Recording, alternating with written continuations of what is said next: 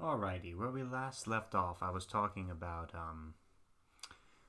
what exactly this book has to offer, and exactly how and what Call of Cthulhu 7th Edition is, and how keepers or game masters can use this information to their advantage. Unfortunately, my software completely glitched out and cut off. However, the what I was doing was saved, so this is a part 2 to what I previously recorded. So sorry about that. I guess everyone's a little mad sometimes. Now, back to what I was previously saying.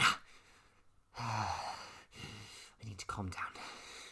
One thing that you'll have to do as a keeper in Call of Cthulhu is take on the guise of characters. You will need to be your NPCs, because if you are not, you will have lost a very substantial level of your role-playing abilities. This game is supposed to be as immersive as possible, and in order to do that, you need to get into character.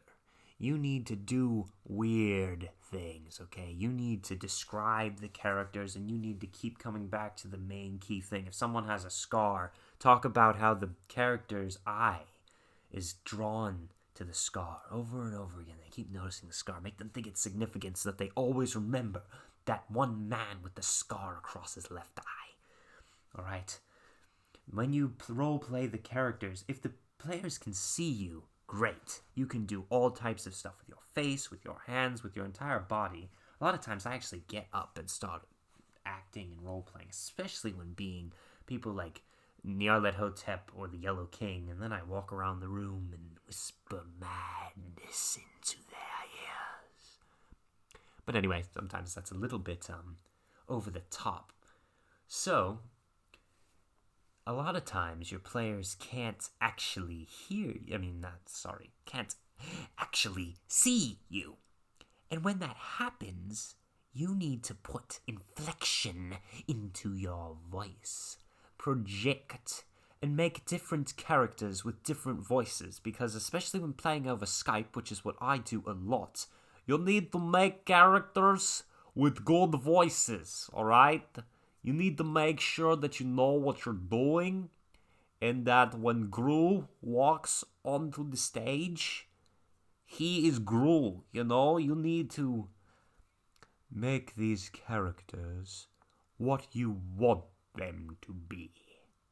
Because the dark side of the Force is strong with you.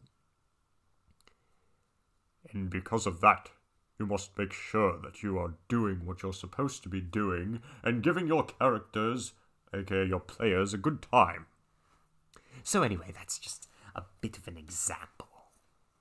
You need to make your non-player characters as memorable as possible. And don't just do it by giving them quirks and giving them weird voices and weird things about them, but also, try to make them relatable in some way. Make them interesting, unless you're trying to make them scary.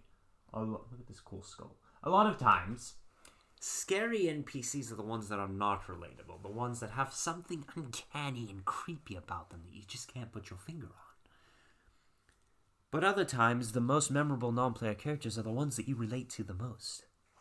You need to truly understand who your non-player characters are, and understand that they're not there for... They don't think of themselves as non-player characters. They don't see your game master notes. They don't see that you wrote them down as NPC 2 or Guard 1. They are people with hopes and dreams and ideals and motives and their own agendas, and you need to make sure you roleplay them as such. Make them real characters. Because when you do that, you are giving your players a depth of immersion in your world. And that is another thing you must do. And with Call of Cthulhu, it's a little easier, because you already have a world. In Dungeons & Dragons, a lot of times they want you to make a world.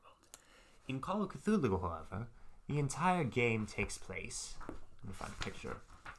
In 1920s... Well, actually, you can do it in any time period, but it takes place in modern day. It always takes place in modern day. And because of that, you're able to draw upon the player's own perceptions of the world they know and make it uncanny, but also familiar. And that, my friends, is one way to really scare your players. And one of the reasons I play a lot of modern day scenarios, because 1920s scenarios, which is, according to Chaosium, the default for these games, are not very relatable. People that I play with, especially people I play with, do not remember the 1920s. I don't know that there are that many people alive who do. I don't know that there's any people alive who do. There's probably some. But the point remains that you want the world to be familiar in order to really scare the players. And that is another thing the Keeper must do, is truly increase the sense of fear and immersion in the world. Because the more immersion, the more fear. And the more fear, the more immersion. And the more tension, the more the terror builds as you approach your climax. Anyway, let me see. You also need to make sure that you know what it is that you're trying to do. You cannot just, especially with this game, where the main idea of everything is story, you cannot just show up saying, oh, I'll wing it. You can't wing this game. You need a full-fledged story, all prepared. Also, here's the Great Cthulhu, kind of. Now, this book, I'm still trying to tell you about this book, so this book also gives you keys and ideas about how to do all of this in my favorite chapter, again, playing the game. It's just such a powerful chapter. Look, scaring the players, magic, delusions. It's just using Lovecraftian themes, constructing layers of mystery. It's just so well written that, I don't understand. Dungeons & Dragons books, just pages after pages of stats. Now, all of you D&D fans, listen very carefully. I will be doing a review of D&D from the point of view of a power gamer, all right? So I will be saying how great D&D is as well, so don't worry about that. I just really like this game, this system specifically, as a storytelling stereotype. Not only that, but although this goes a little off topic of what this part 2 was supposed to be about, this game cannot just be used for the Cthulhu mythos. You can use it for really any horror.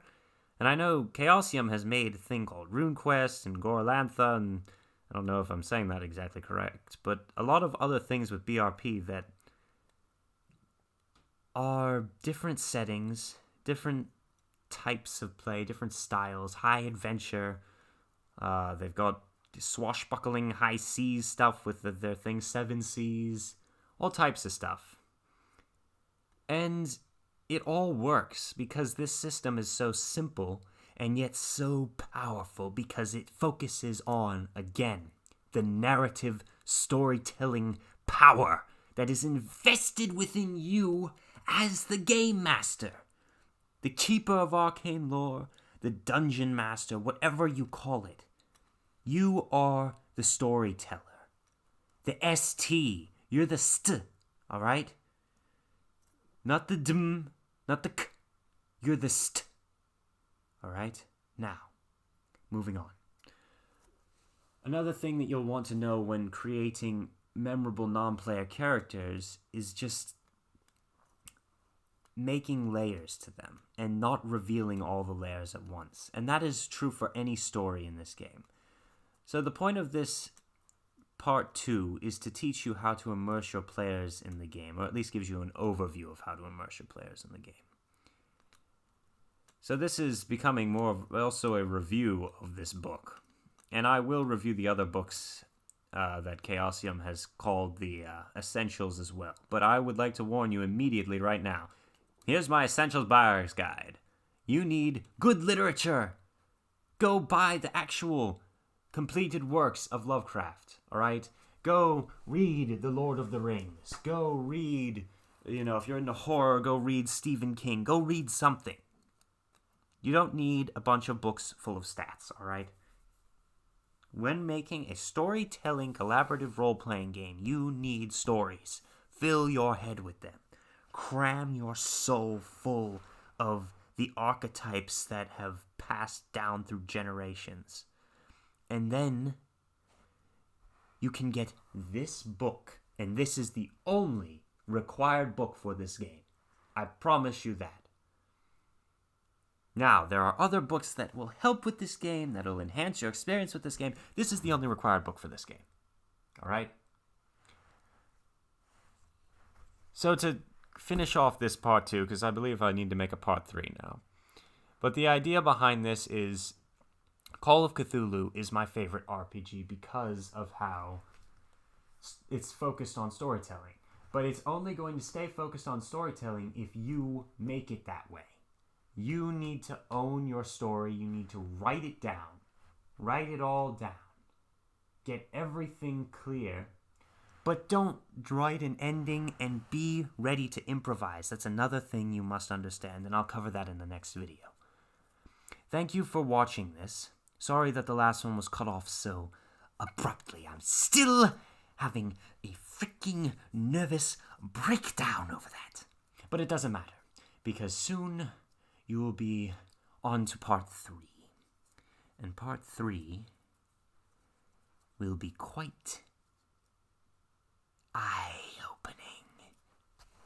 Thank you for watching. Please subscribe to the channel if you like this. We are going to continue trying to level this stuff up, alright? I feel like it's not the best of quality yet, but we're working on it. I've gotten a better microphone and a better camera, and we're going to continue moving on with this. Also, stay tuned for live streams. And I'm on Mixer under the same name. You should watch me sometimes. I play Battlefront 2. Anyway, thank you for watching. Happy role-playing.